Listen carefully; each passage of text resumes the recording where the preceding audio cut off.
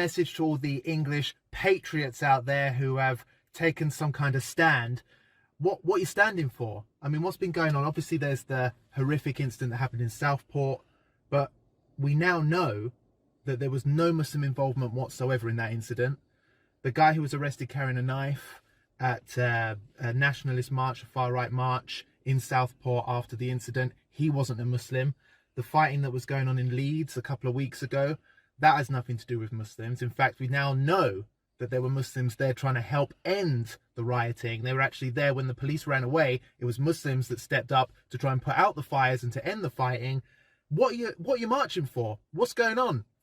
I mean, the fact of the matter is that I used to be of the same mentality as you guys, okay? I used to think a long time ago Muslims were a problem, Islam was dangerous and backwards and barbaric and all that kind of stuff. So I know where you guys are coming from. But do you know what? I was like 15 years old at the time when I thought that. I grew up. I got a life. I got an education. You know, I actually met some Muslims and spoke to them about it. And do you know what? I'm a Muslim now. And don't even think to call me a race traitor, because I'm not the one going out there smashing things up, burning down police stations. I mean, one of the blokes that was at the Sunderland far-right march, he had a swastika tattooed on his back. Next to the Union Jack. I mean, what's that all about?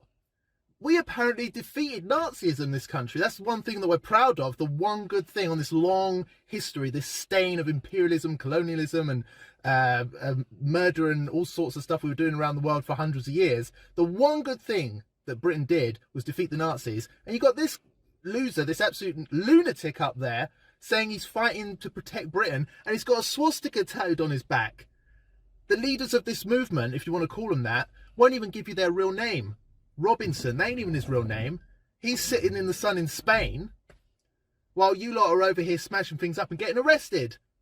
Seriously, guys, grow up, get some culture, get an education. The reason you hate Muslims so much is because you don't know anything about them. You don't know anything about Islam. And these losers online are feeding you fake news. Time and again, you've been humiliated. You've been going out, shouting the odds about things, targeting mosques or whatever. And every single time, Leeds, Southport, everything else, Muslims ain't even involved. It's got nothing to do with Islam. Okay, so grow up. I'm speaking from the heart here. I'm English. Tell me what you think in the comment section below. When I learned about Islam, I realised, you know what? Muslims ain't actually that bad. They're actually good people. Do you know who is bad? The guys feeding you lies online that are making you go out and smash things up for no reason. For no reason. And don't tell me it's because of them poor girls that got stabbed. Because it weren't Islam that went and stabbed them.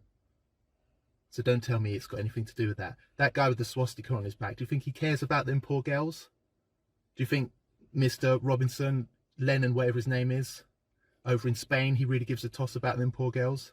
Don't give me that line. Don't give me that line. Smashing up Southport and causing more trauma to the locals who are already dealing with that horrific incident.